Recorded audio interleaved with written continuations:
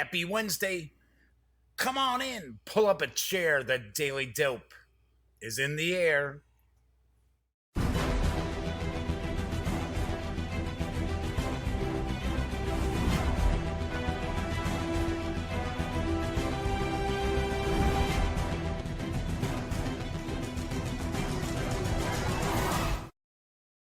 Howdy, howdy, howdy, gang. Yes, I'm Jeff McAleer, back once again as your host here at The Daily Dope, presented by thegaminggang.com, of which I happen to be the grand poobah.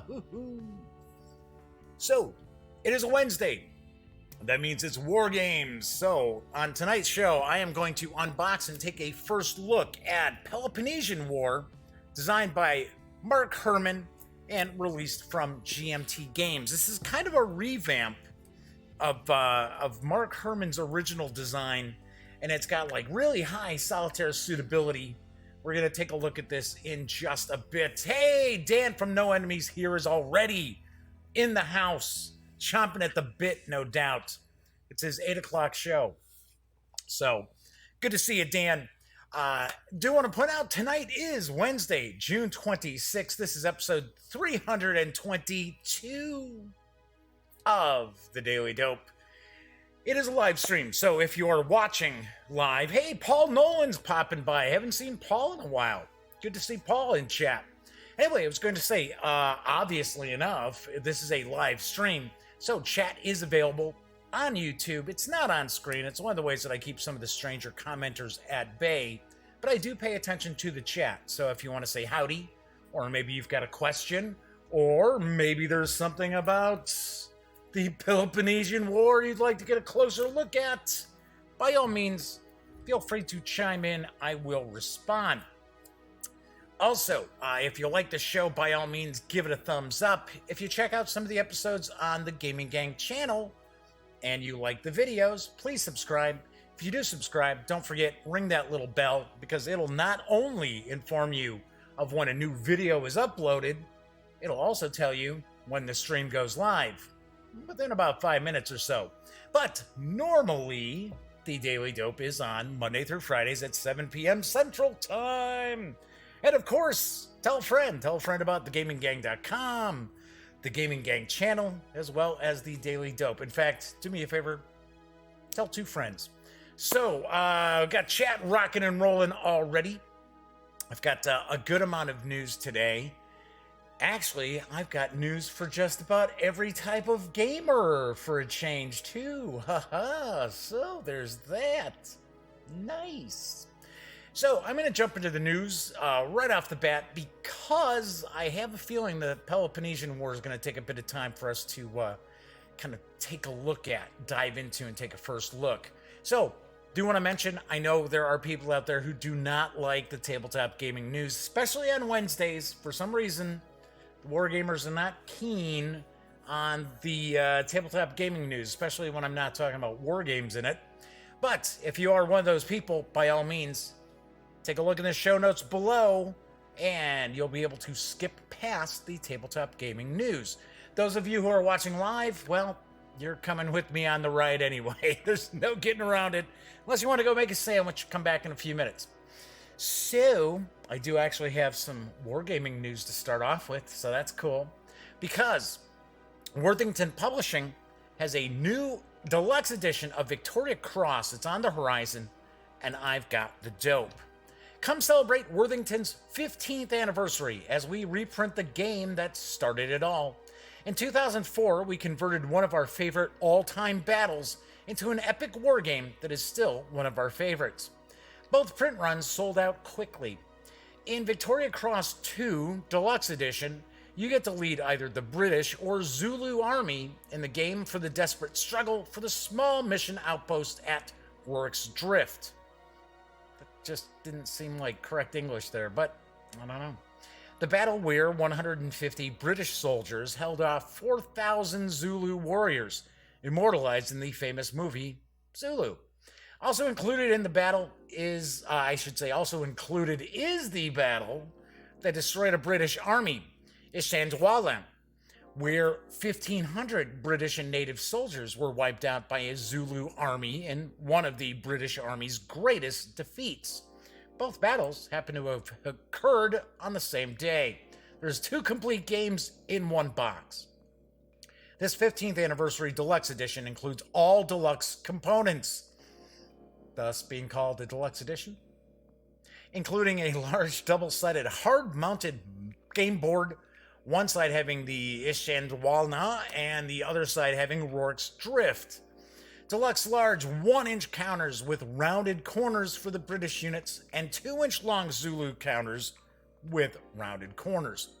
The game also includes 2 copies of the rulebook, dice, 2 copies of the player aid, as well as a special solitaire bot aid for maneuvering the Zulu. Each battle is playable by 2 players. In the solitaire versions of each battle, you play the British with a bot engine for the Zulu player. Each battle is playable in under 2 hours.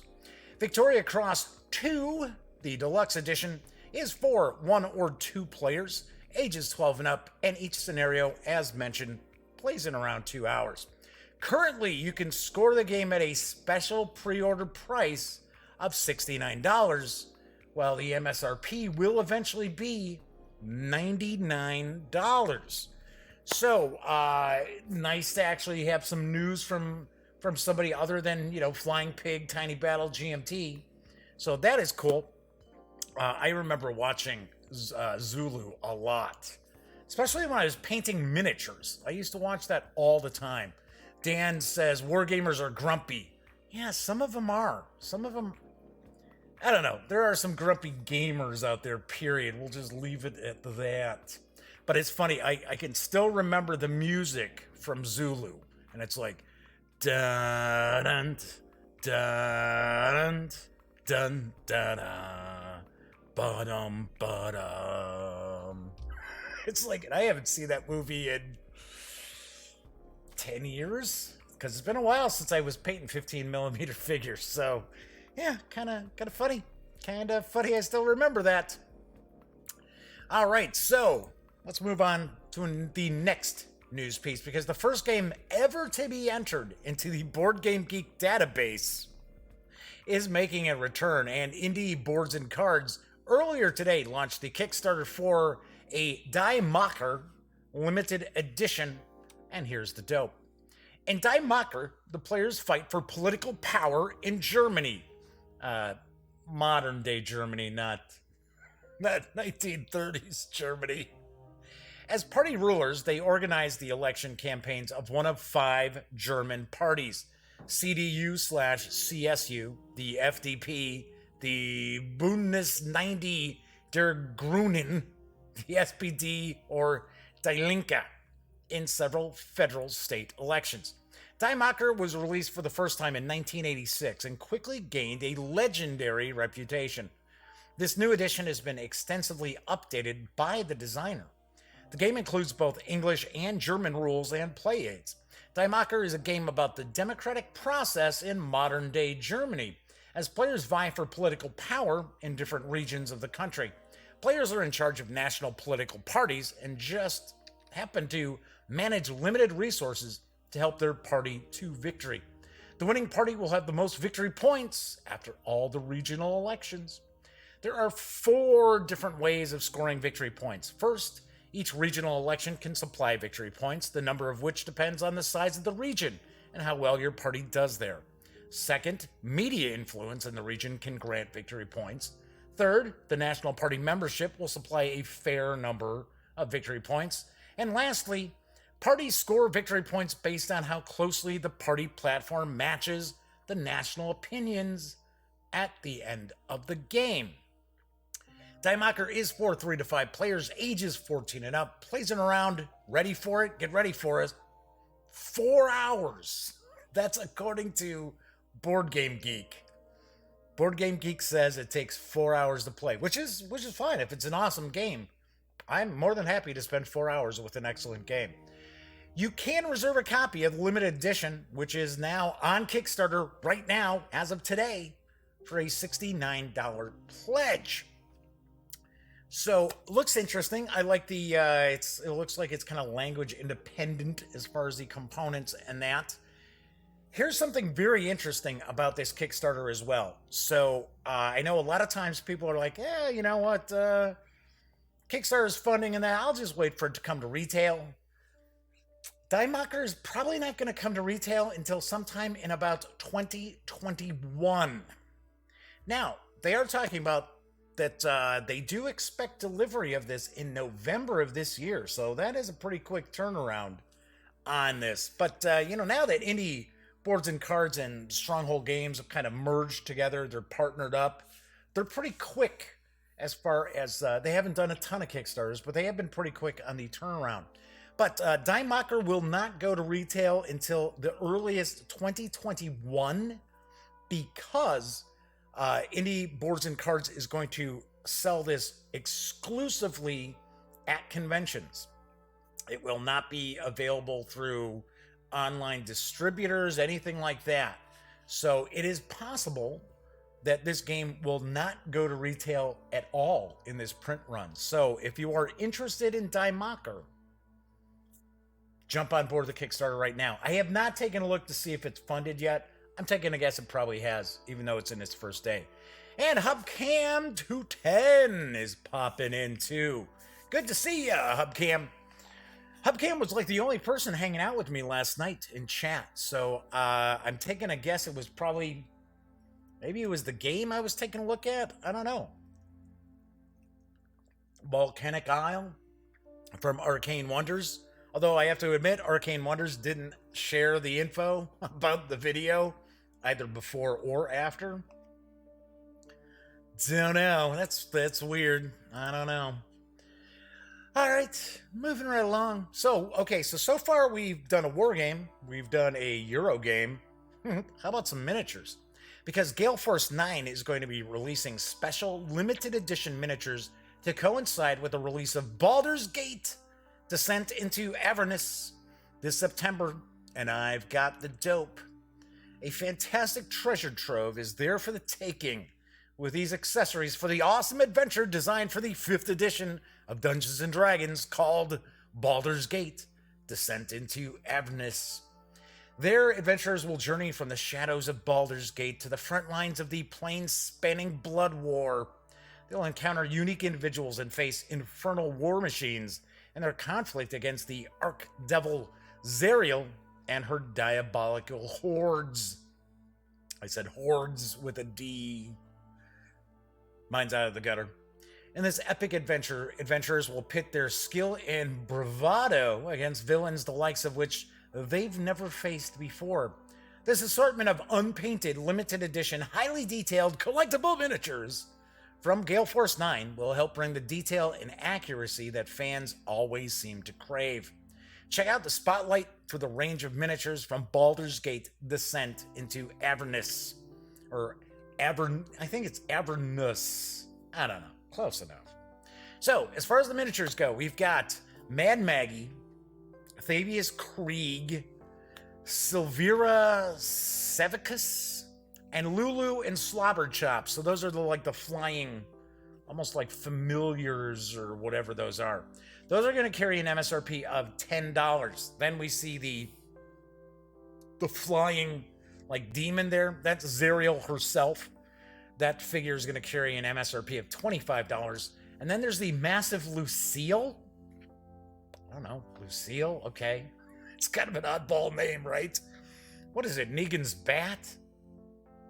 The massive Lucille is going to carry an MSRP of $75. So, well, these do look very, very cool. And to be honest, they are limited edition. Look like they have very, very good detail to them. And price-wise, I mean, let's be honest, Games Workshop stuff's a little pricier than this, so not too shabby. Not too shabby at all. I like the paint jobs that they've done with these as well. So keep an eye on out for these. These will release in September alongside the new adventure for Dungeons and Dragons. September also brings the latest expansion for Aeon's End from Indie Boards and Cards. Yes, we've got a double dip of indie boards and cards news. I've got the dope on the new expansion for Aeon's End. Aeon's End is a cooperative game that explores the deck building genre with a number of innovative mechanisms, including a variable turn order system, which simulates the chaos of an attack, and deck management rules that require careful planning with every discarded card. Players will struggle to defend Gravehold from the Nameless and their hordes, with a D again, using unique abilities, powerful spells, and most importantly of all, their collective wits. Aeon's End, the New Age, introduces the Expedition system into the Aeon's End universe, allowing players to replay all of the content they own in a short campaign format.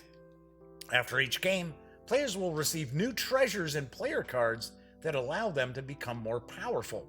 However, the nemesis that players will face grow stronger and stronger with each battle.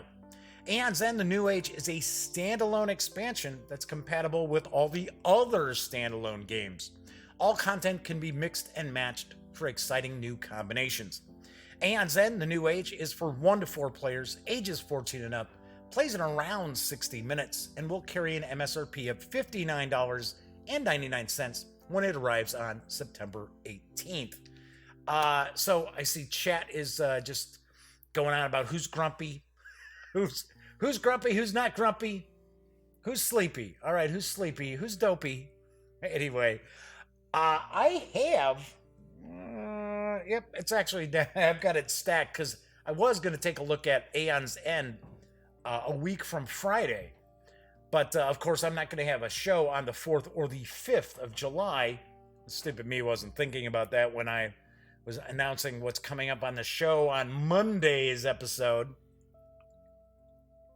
But I am going to do a standalone video for the core game.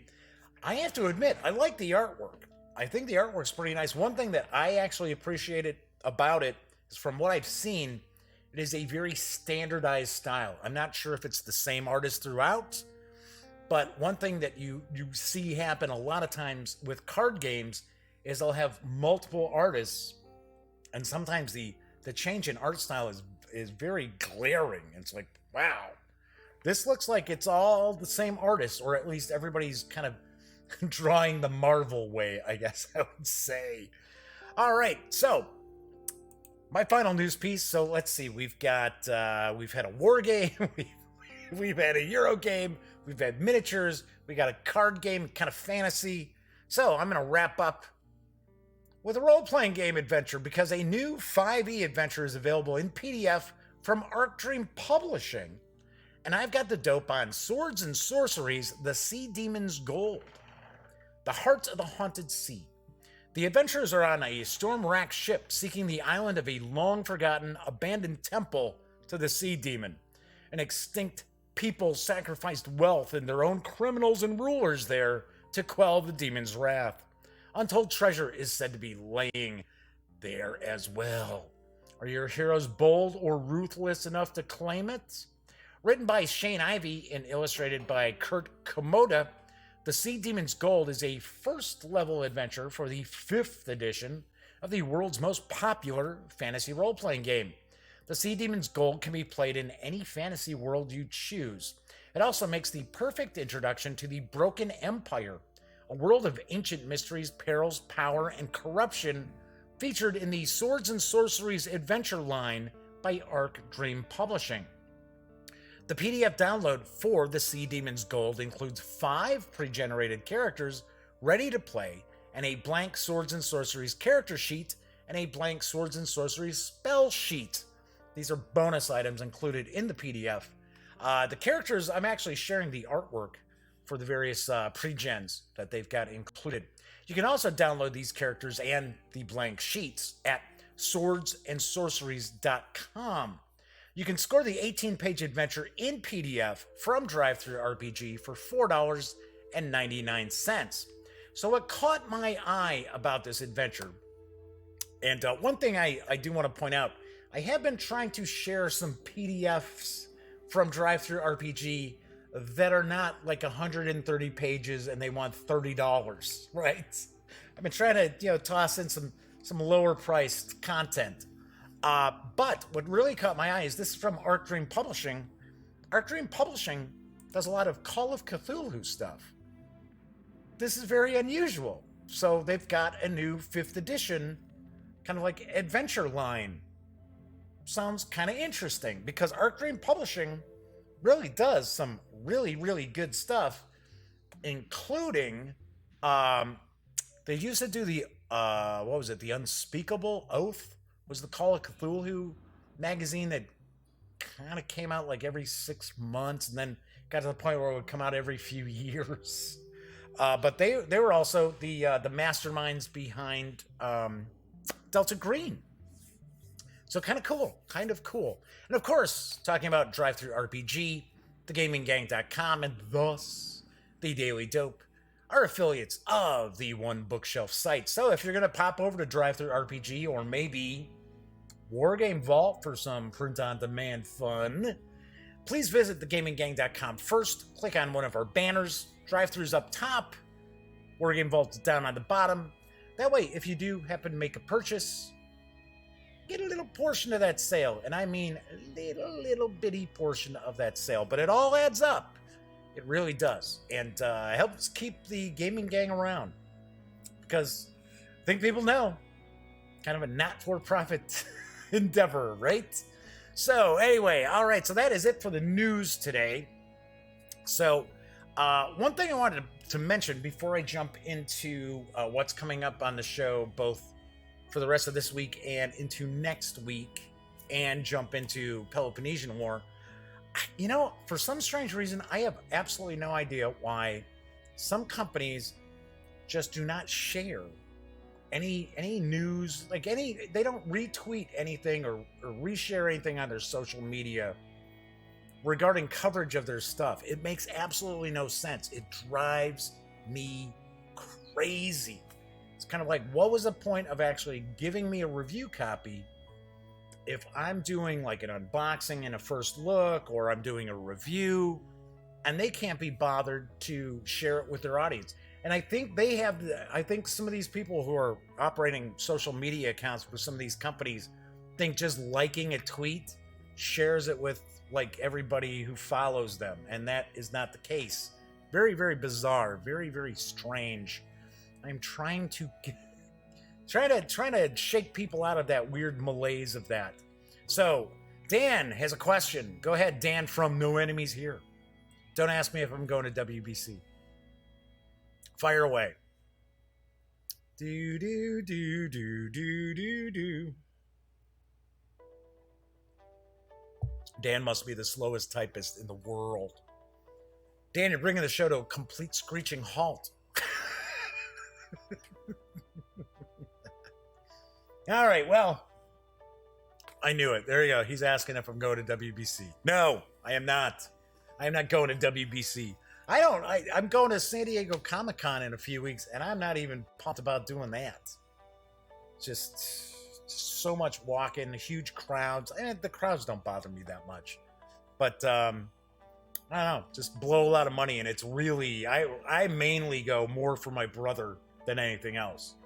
Because it's not like I leave the show with all this swag. Although we go to a lot of parties, and usually every night we're eating and drinking on somebody else's dime. But for the most part, no. So no, I'm not going to WBC. You wise ass. All right. So what's cooking on the show the rest of this week? So on tomorrow's show, finally getting back to doing some reviews, and I'm reviewing a good one. I am going to be kind of paging through and doing a review for Warhammer Fantasy Roleplay Starter Set from my friends over at Cubicle 7 Entertainment, as well as Games Workshop. I have kind of hinted at this a few times. Every time I've been saying, hey, this is coming up on Thursday's show. It's good stuff. If anybody's got an interest in Warhammer Fantasy Roleplay, this is something to really pick up, especially if you don't own like the core book, obviously not. But there's something else that's in here that even if you have the core book already, you may consider getting this. So that's on tomorrow's show.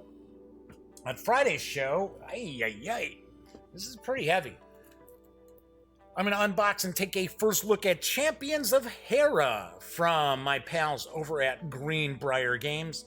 This is it's got some minis in it as well, but this is kind of a very, at least how it was explained to me, pretty unique style game where each of the players is kind of leading their own hero, and all the heroes are from these different like realities or realms, and there's cooperative, and then there's versus as well. So we're going to take a look at that on Friday's show. Over the weekend, I'm going to actually shoot some standalone stuff to kind of make up for the being off the 4th and the 5th. In fact, I might post them on the 4th and the 5th. But on Monday's show, I will be reviewing Sorcerer from White Wizard Games. If you watch the unboxing that I did, the components are top-notch. This looks really, really entertaining. And Dan from No Enemies here and my pal Herman Letman played a demo of it at Origins and said he really, really liked it. Although it's a demo, can't really, you got to play things a few times to see if you can break it, right? But so I'm looking forward to, I have played it once.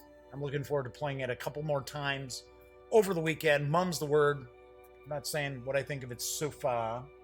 But yeah, component quality is really, really well done. Then on Tuesday's show, from Arcane Wonders, I am going to unbox and take a first look at Ruby Combat Ready from Arcane Wonders and Rooster Teeth.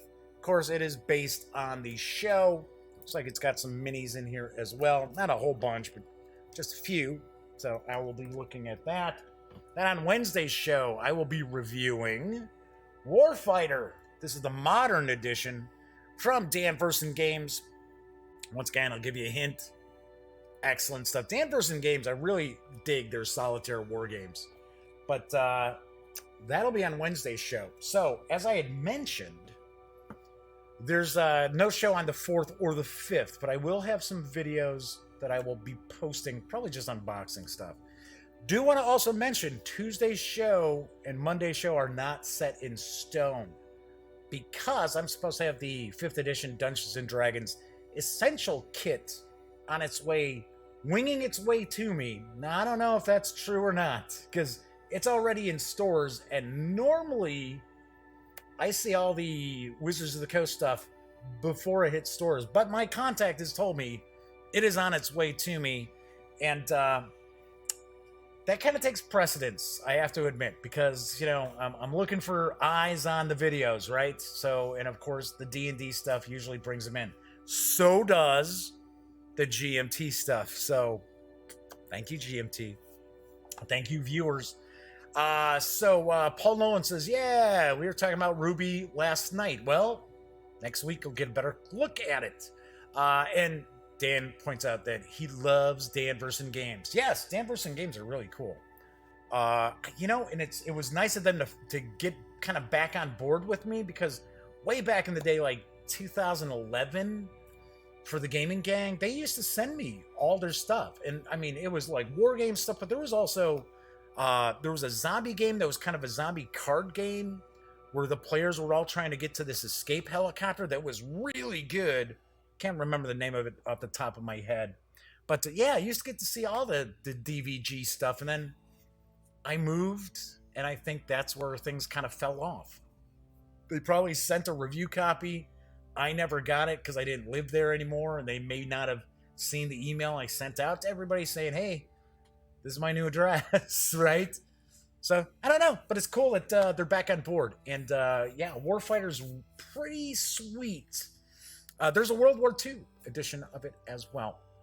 So, anyway, what? Wait, what? Oh, that's right. Gotta pull down good old Lil Whizbub.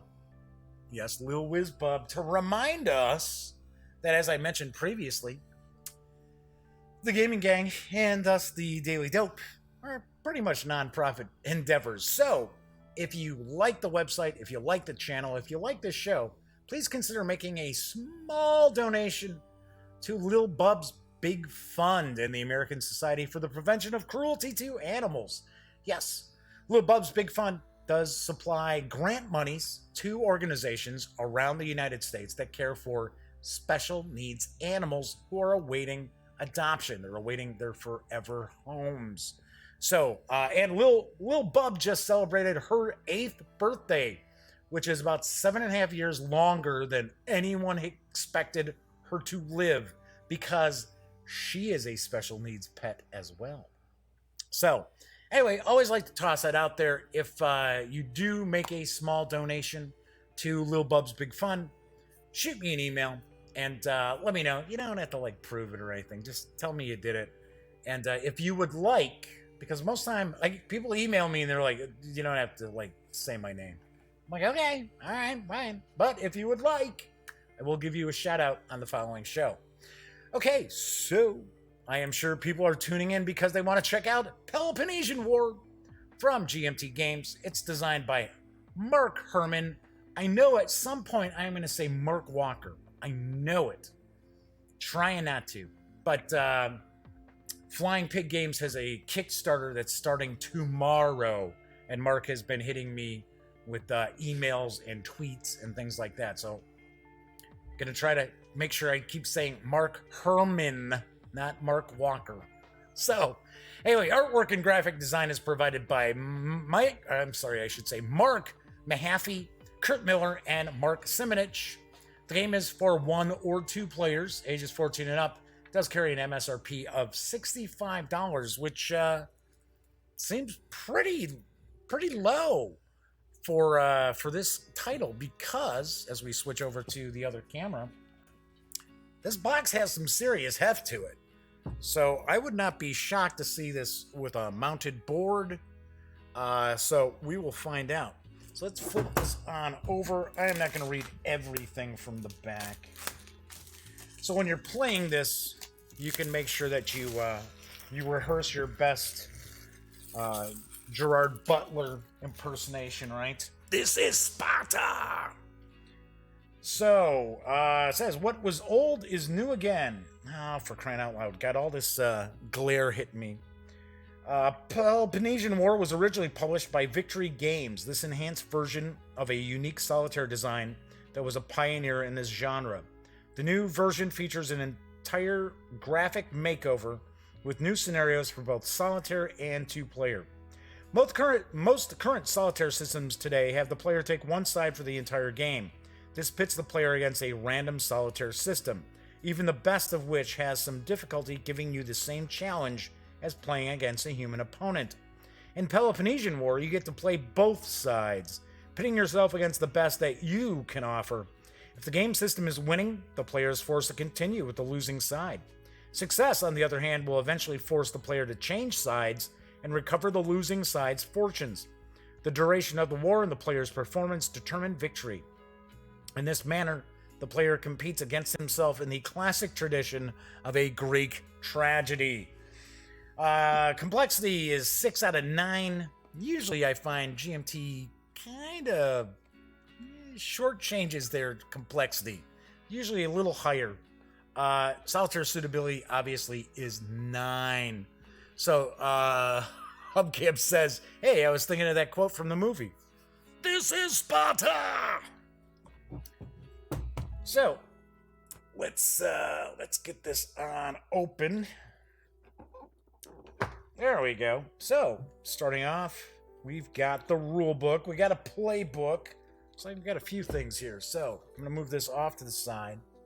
We're going to take a look at the rule book here. It's not incredibly thick. So, I'll be the first to admit, I am not familiar with Peloponnesian War, although I'm very familiar with a lot of the Victory Games titles from way back in the day, including the Civil War. We played the hell out of that. We had Ambush. There was, I think it was called Vietnam. It was the Vietnam game that they had. We played a lot of that. So, strangely enough, I never played Peloponnesian War. But I had kind of heard through the grapevine that it was really, really complex. So I don't know if that's true or if that was just basically some folks were saying that. I don't know. So we're going to find out. So we've got Talking about the game components, talking about the map, the counters, strength points. Got elite units. Talking about the player aids, the dice, draw cups. You're going to need 2 opaque containers. So it's giving us the game overview. It says at the start of each game, you will choose to play the Peloponnesian War campaign game scenario or one of the scenarios from the accompanying playbook. So we've got important game terms. So there's pretty much the layout, how you're going to have things laid out. So it looks like we've got some tracking sheets for both the Athenians as well as the Spartans. Determining victory, sequence of play, the political phase, strategic planning. Got operations. Neutral countries, okay. Macedon, cool. Syracuse. Argos and Persia. I really do dig like ancient history in that. I can't say that I'm like the most well versed in it, but I definitely dig it. I find it very, very interesting. What I really find interesting is, even though we're talking thousands of years ago, these people were still people for the most part. We haven't, granted, our technology and everything else, and our lifespans, things like that, have all evolved. But when you deep down, we're all kind of, what we were back then. So, talking about naval battles. Conducting a null battle. Huh. Okay, it says a null battle occurs and the opposing units occupy different spaces. Both sides remain where they are with no further effect. Okay. Rebellion expansion phase.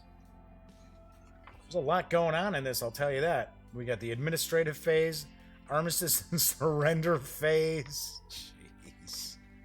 Okay, we got the credits, then we got an index. All right, and then we've got a gazetteer, basically telling us where the various different cities are located on the board. So there we've got that. Now we got a playbook. This playbook is thicker, I can tell right away. And as I always like to point out when I'm talking about GMT games, I happen to be a person who will read the playbook before I read the rule book. Because a lot of times the playbook actually kind of helps me understand the rules a bit better. Especially when they've got a nice detailed kind of like turn, like various different turns, give you an example of play, but they share like 3 or 4 turns of the game. Kind of give you an idea. All right, so this looks like this is kind of a continuation of the rule book, because now we've got the different scenarios, and I believe the default for this game is playing solitaire. So I think we're going to see 2-player variants. So we've got the Fall of Sparta. There we go, 2-player only. So that's one of them. Yeah, the Peloponnesian War, as far as, my personal opinion, both the Athenians and Sparta were both in the wrong. So, and unfortunately, it kind of did them both in. So, here we go. Here are the 2-player rules. So we get an event table for the Fall of Sparta. Here's our example of play. Here we go. Very cool. Yeah, this is it's a nice, long, detailed example of play. And we got to look at the strategy. Should get some designer notes from Mark as well in here. Oh, cool. Actually, quite a lot of info here about the historical aspects of the war. The economics of war. Got the naval war. Wow, there's a lot here. The game is history. So this section captures the highlights of the war and shows how the game would portray those events. In the game, as in the actual war, there are many smaller operations which aren't covered. The intent is to give the player the feel for how the game portrays the major aspects of the conflict. Okay. Once again, this is going kind of turn by turn. And there we go. We got our designer notes from Mark Herman. Sweet. So 48 pages in total. I like the artwork on the cover. I think the artwork is pretty sweet. So there's the playbook. Got a couple of player aids. No, just one player aid. So we've got post-combat movement table. We've got an event table here.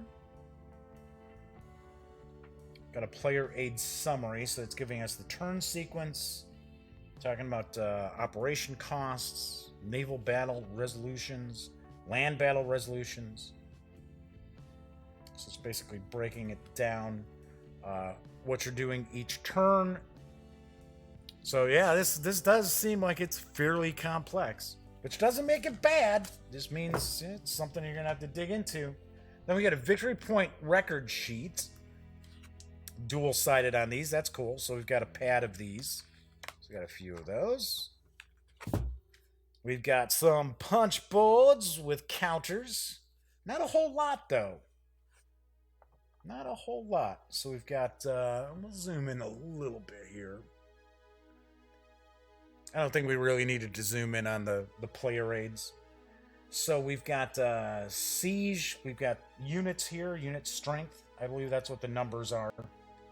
Represent unit strength. Ravaged. Argos, Athens ally. Athens, long walls. Macedon, Athens ally. Oh, and then you flip them over and it's like Macedon, Sparta ally. No long walls. Syracuse being neutral. So here we have rebellion. We've got, well, these are strength 1. For garrisons. Oh, that's kind of cool. So for siege, and then you flip it over and they got garrison units with the strength of 1. So we've got these, and then we've got some more units here. It's like we've got our leaders as well, so that's kind of cool. Dan says, oh man, I gotta go. All right, Dan, have a good one. I will shoot you that video that Dan likes me to share what's going on the Daily Dope on his show, which premieres on Saturdays with Dan's bizarre sense of humor. That's why it's No Enemies Here. So, Dan, I will shoot you the video. Same way I did it last week. In fact, I'll probably shoot it right after I'm done doing the show tonight. Anyway, have a good one, Dan. We'll see you next time. So, we've got the different units. We've got different leaders. So that's kind of cool. So I'm guessing green is Athenian, red is Spartan. I'm just taking a guess. Looks like we've got some allies as well. Some allied city-states. Sweet. Oh, so... Well, I would take a guess. Maybe these... maybe these unit, the backing, it's to hide your leader, who the leader is. That's kind of cool. Then again, it's possible it might be, might actually be something that you put these in your opaque container and you draw them. That's a possibility too. So you don't know what leaders are going to be available, things like that. So we've got a Spartan strategy matrix, and this is the cardstock. So we've got that. So we've got showing attack Athens, cause rebellion, cut lines of communication is what I'm guessing that represents, or attack Athenian ally. So when you're playing as the Athenians, you're going to use this strategy matrix. So of course that also means we've got another one in here. I'm going to pull this out. And it's the Athenian strategy matrix. So no doubt, it looked like you lay them side by side on your table next to the board, so you can handle both of these. So we also got what looks to be a pretty good sized game board. So I am going to pull that out and I will leave this zoomed in for the moment, because then I'll zoom out a little bit and see how much of this board I can get into the shot. Also, I want to point out, we've got... I always like when they do the insert like this. GMT doesn't have to do that. It could just be, blank. It's just nothing. I dig that. So we've got a bunch of handy-dandy baggies from GMT. We always have way more than we actually need. Got a couple of 6-sided dice as well. So let's open this up, because this board looks like it's a pretty good size. I highly doubt I'm going to be able to get all of this into the shot. So I will take a stab that you're going to need a good amount of space on your table to be able to lay all of this out. Let's see what we've got here. Well, I can zoom out and probably get most of this into the shot. I'm always careful when I'm unfolding these mounted boards, because it's super easy to mess up and tear the paper on it. Okay, so I'm gonna fold this a little bit, move this over, so we can we're gonna kind of zoom in a little bit to give you a better idea of what this board looks like. So I'm taking a guess the triangles are ports. That's my assumption here. Then we've got locations, so we've got like Delphi, Amphisa. So here we've got Corinth. So that is kind of what this looks like. So we've got the squares, and the colors obviously represent, taking a stab in the dark, that who the areas belong to begin with. So let's see. Okay, and then we have some islands as well. Those have circles. So let's go further out here, because we've got all the way over here as well. So we've got this side of the board too. So we've got kind of a map key. So there we go. Island space, land space. Okay, so it's just a coastal space. Naval line of communication, land line communication, combined to Syracuse, Corinthian Isthmus,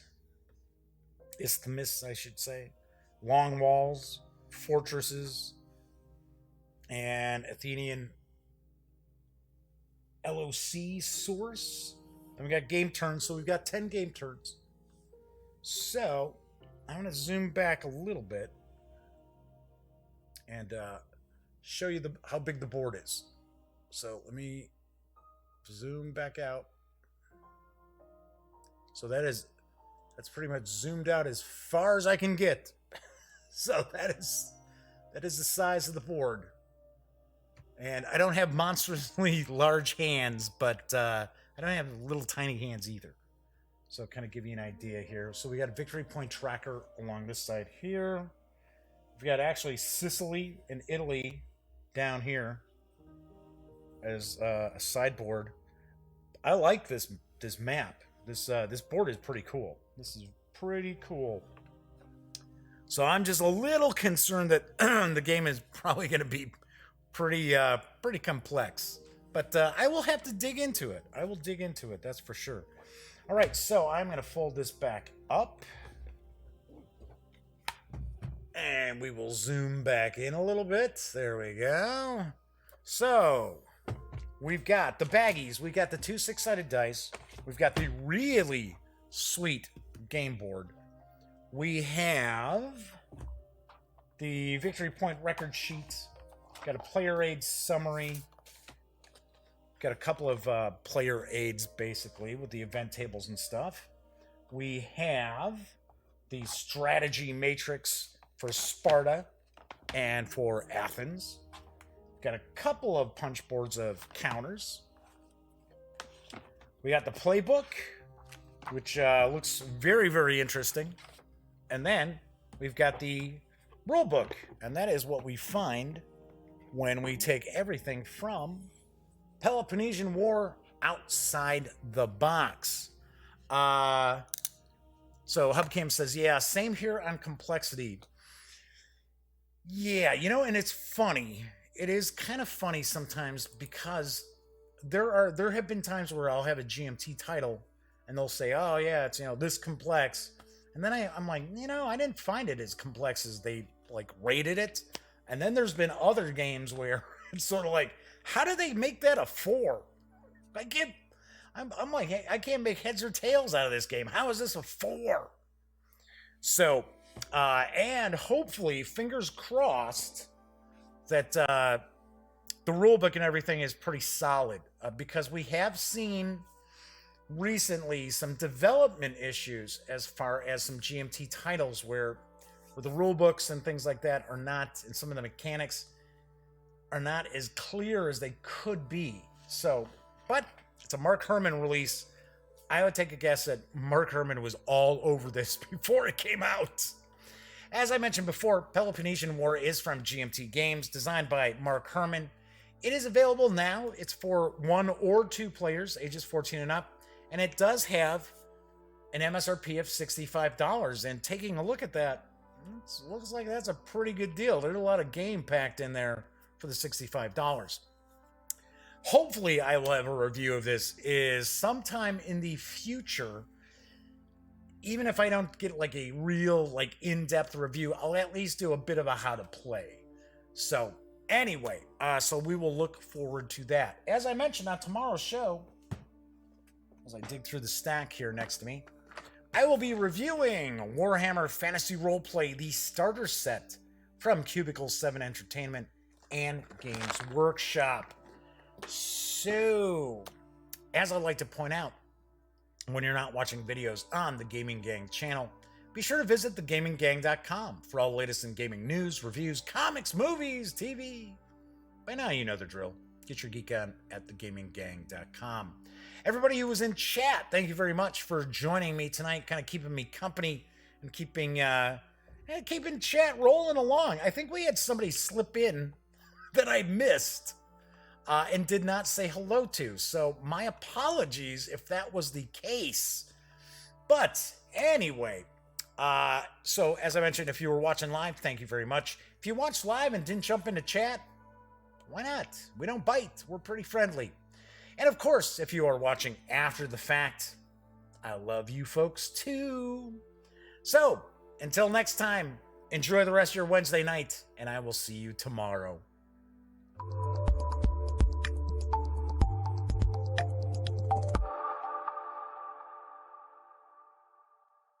Thanks again for watching The Daily Dope, presented by The Gaming Gang.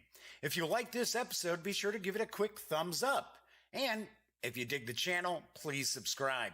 If you'd like to check out our previous episode, click right here. And if you want to check out a somewhat randomly selected episode, give a click right down here. It'll be like opening a box of Cracker Jacks. You just don't know what you'll get. Once again, thanks for watching, and I'm Jeff McAleer.